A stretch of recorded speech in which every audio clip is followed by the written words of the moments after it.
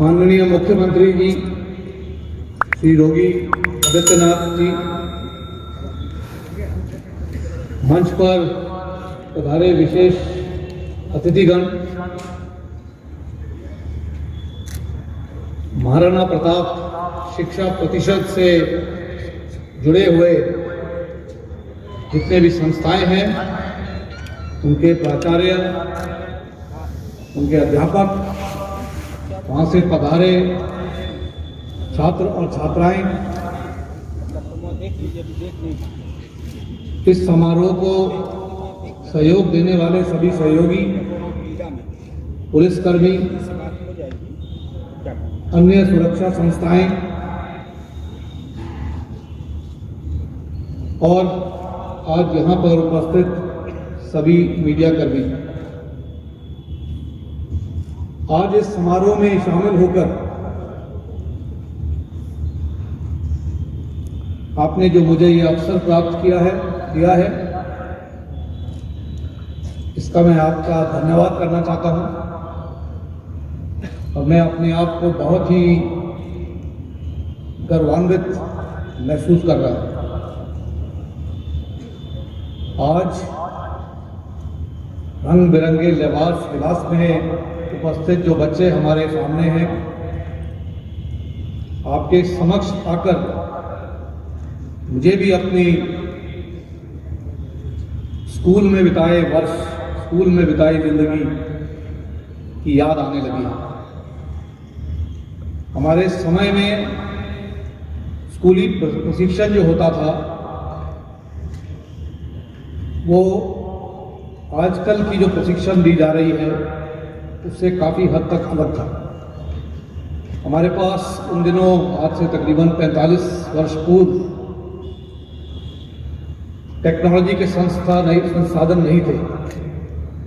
हमारे पास कंप्यूटर नहीं थे, इंटरनेट नहीं था। लेकिन मुझे इस कार्यक्रम में शामिल होकर ये बड़े गर्व के साथ कहने का अवसर मिला है कि आप लोग जो हैं, भारतीय संस्कृति को ध्यान में रखते हुए जिस प्रकार से आपका शिक्षण प्रणाली किया जा रहा है, इसके लिए आप सभी बच्चों को बहुत ही भाग्यशाली माना जाना चाहिए। पिछले कई सौ सालों में क्योंकि हमारे देश के ऊपर विदेशियों का कब्जा रहा, इसलिए हमारी जो असली संस्कृति है उसकी विचारधारा में बदलाव आया है। लेकिन इस वक्त समय आ गया है कि हम अपनी पहचान को दोबारा लौटाएं, अपनी सांस्कृतिक पर जोर दें और अपनी शिक्षक संस्थाओं को अपनी संस्कृति के साथ जोड़ कर रखें। हम लोग जब स्कूल में थे, हम लोग आपसी मेलजोल के साथ अपने अध्यापकों द्वारा दी गई शिक्षा प्रणाली को हासिल करते थे। उसी के जरिए हमारी आगे की कार्रवाई होती थी और अगर हम आज इस सफल मंच पर पहुंचे हैं तो इसका श्रेय हमारे शिक्षकों को जाता है। उसके लिए मैं उन्हें धन्यवाद देना चाहता हूं। कुछ समय पहले मैं एक किताब में पढ़ रहा था कि पश्चिमी देश में एक शिक्षक अपनी कक्षा में विद्यार्थियों को जब सबक दे रहे थे तो विद्यार्थी आपस में बातचीत कर रहे थे और उनका ध्यान जो था वो उनके अध्यापक की ओर नहीं था। कक्षा में तकरीबन 30 बच्चे थे, जिनमें से 29 बच्चे आपस में बातचीत कर रहे थे और शिक्षक की तरफ बिल्कुल ध्यान नहीं दे रहे थे। तो जब शिक्षक ने उनसे पूछा कि क्या कारण है कि जो मैं आपको पाठ्य पढ़ा रहा हूं आप उस पर ध्यान नहीं दे रहे हैं, तो बच्चों का उत्तर था कि आप जो कुछ हमें पढ़ा रहे हैं ये तो हमें गूगल बाबा भी पढ़ा देते हैं। तो हमें यहाँ की कोई ज़रूरत नहीं है, आपके द्वारा शिक्षा जो आप दे रहे हैं इसकी कोई ज़रूरत नहीं पड़ती। तो फिर शिक्षक ने बोला फिर आप स्कूल क्यों आते हैं? उन्होंने कहा स्कूल आते हैं क्योंकि डिग्री हासिल करने के लिए हमें स्कूल आना पड़ता है, गूगल बाबा डिग्री नहीं दे सकते। लेकिन उसमें एक बच्चा था जिसने कहा नहीं, मैं आपसे ही सीखना चाहता हूँ, क्योंकि आपकी जो सिखलाई है उसमें समझ है। तो शिक्षक ने कहा ठीक है, अगर आप गूगल बाबा से ही पढ़ना चाहते हैं तो मैं आपको आज एक होमवर्क दूंगा, एक चुनौती दूंगा, जिसका हल निकालकर आप कल आगे मेरे समक्ष आइए।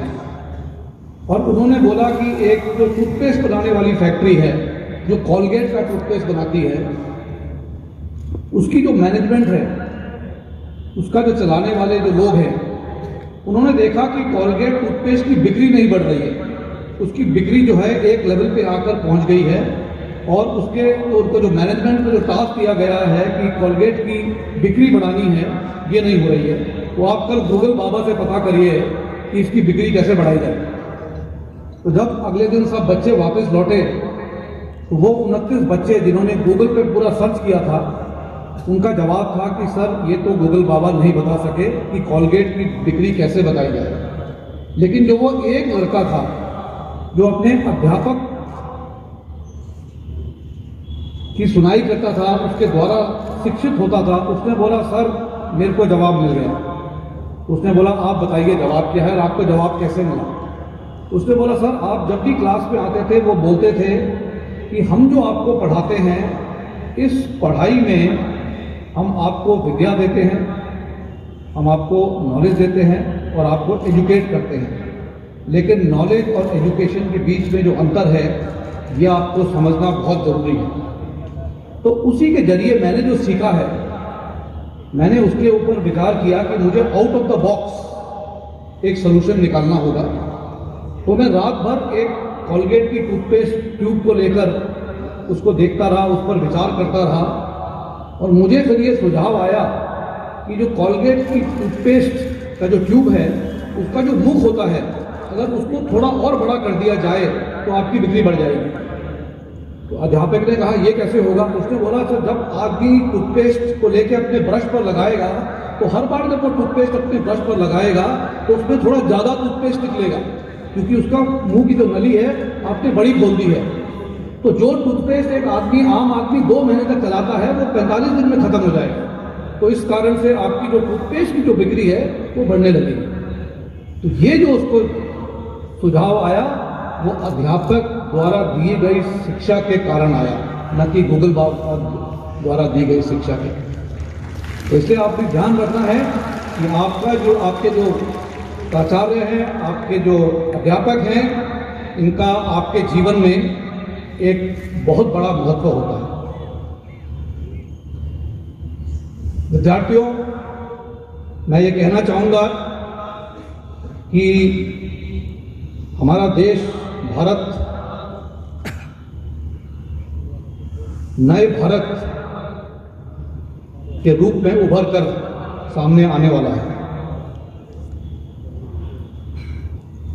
आर्थिक गतिविधियों को देखते हुए, हमारी शिक्षा प्रणाली को देखते हुए, हमारी सामाजिक उन्नति को देखते हुए, शहरीकरण और जीवन में तकनीक के इस्तेमाल से जिस तरह से हमारा चाल चलन हो रहा है, हमारे देश का भविष्य एक उज्जवल भविष्य के रूप में उभर कर आने वाला है।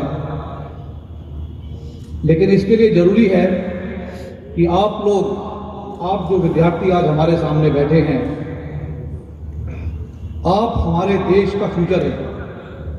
हमारा देश किस तरह से उन्नति करेगा ये आपकी कार्यशैली पर निर्भर है।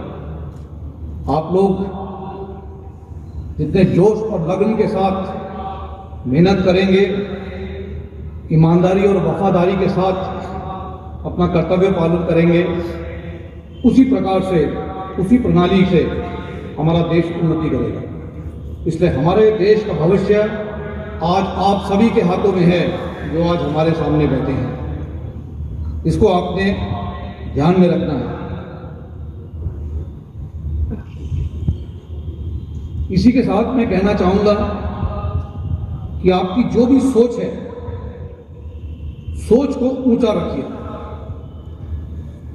अगर आप तारों तक पहुंचने की कोशिश करेंगे तभी आप चांद पर पहुंच पाएंगे, लेकिन ये सब करने के लिए आपको कड़ी मेहनत करनी पड़ेगी। कड़ी मेहनत के बगैर आपको कोई सफलता नहीं मिलेगी। और जैसे कि स्वामी विवेकानंद ने कहा था कि अगर आपकी रोज की दिनचर्या में आपको किसी भी मुश्किल हालात का सामना नहीं करना पड़ता, अगर आप देख रहे हैं कि आप रोज की दिनचर्या में आपके आगे कोई मुसीबत नहीं पड़ रही है, तो आप गलत रास्ते पर चल रहे हैं। क्योंकि आप जब आगे बढ़ने की कोशिश करेंगे तो आपके आगे मुश्किल हालात पेश आएंगे और आपको इन सब से उभर कर आगे बढ़ना होगा।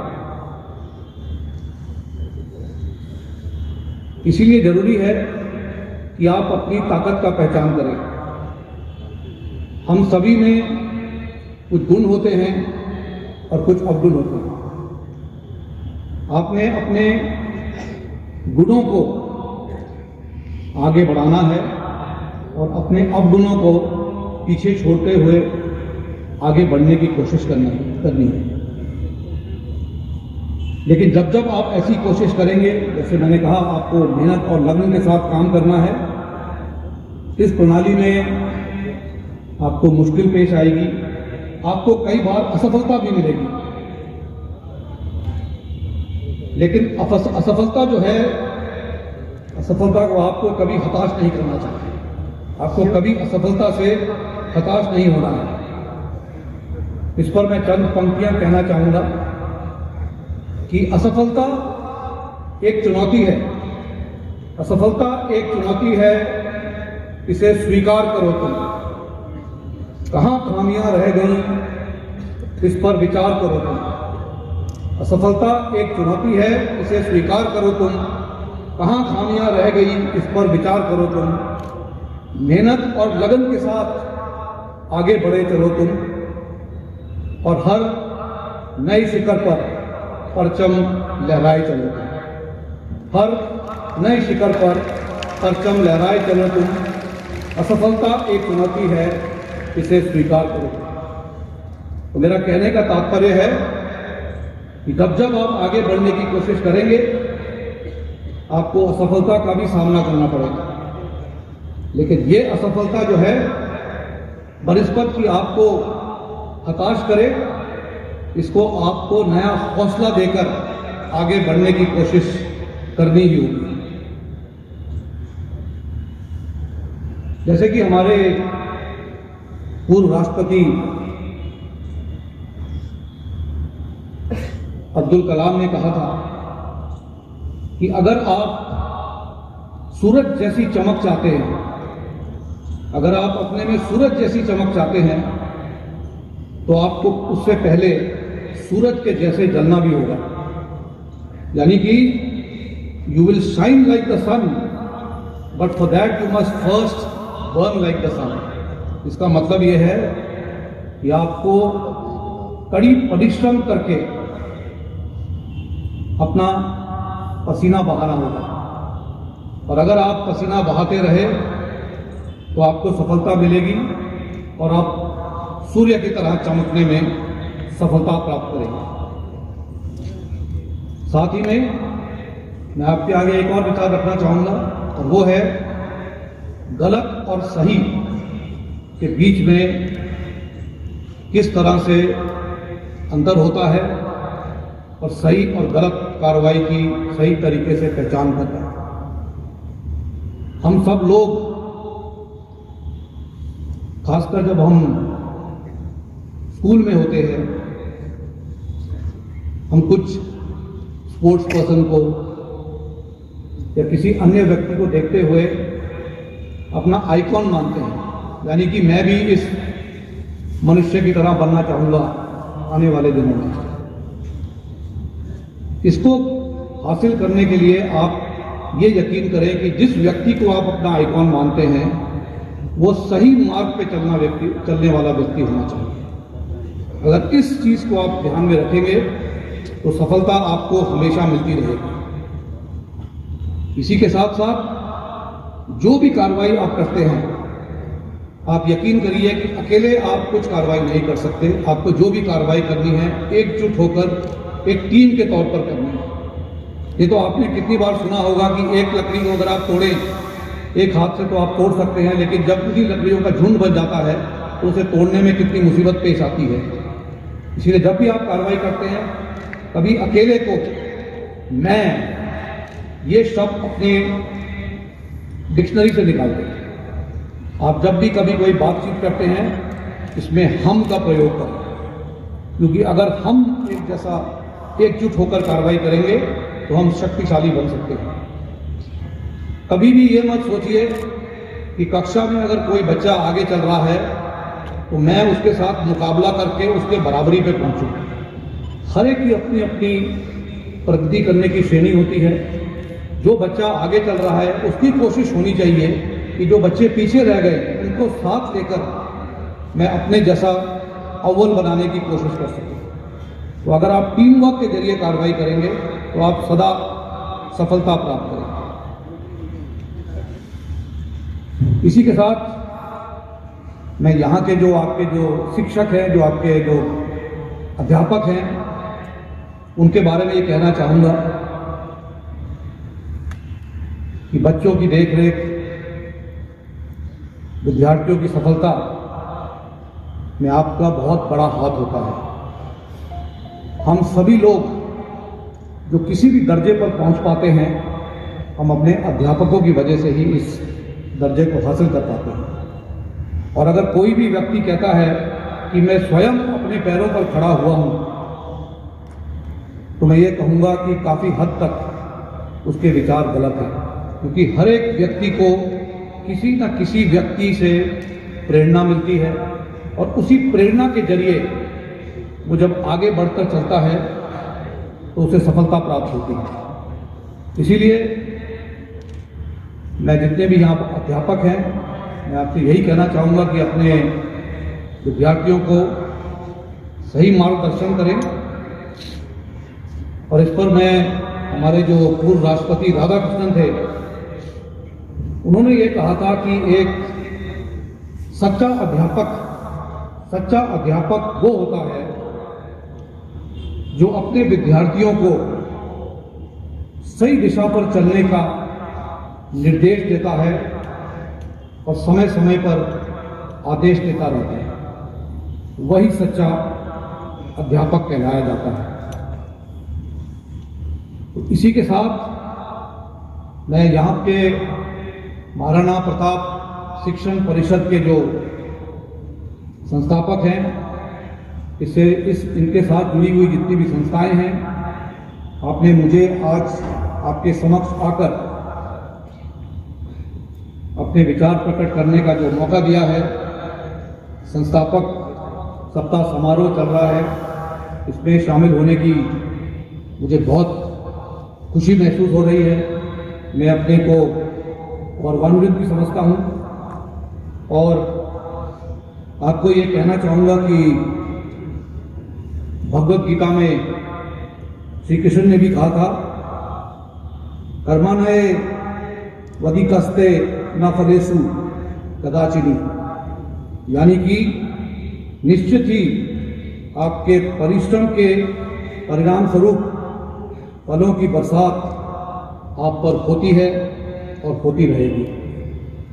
इसी के साथ एक बार फिर मैं उत्तर प्रदेश के मुख्यमंत्री योगी आदित्यनाथ जी और महाराणा प्रताप शिक्षा प्रतिशत के संस्थापक, इससे जुड़े हुए सभी महामहिम जो आज यहाँ पर मौजूद हैं और परिषद द्वारा चलाई गई संस्थाओं के विद्यार्थी, आप सभी को मैं एक बार बहुत बहुत धन्यवाद कहना चाहता हूँ। आपके कुशल भविष्य की हम प्रार्थना करते हैं और मैं यकीन के साथ कह सकता हूँ कि मेहनत और लगन के साथ अगर आप काम करेंगे तो आपको सफलता अवश्य प्राप्त होगी। और जैसे कि मैंने कहा, आपकी सफलता पर भारत देश की सफलता निर्भर है। इसीलिए आप जो भी कार्रवाई करते हैं उसे सच्चे दिल, ईमानदारी, वफादारी से करिए।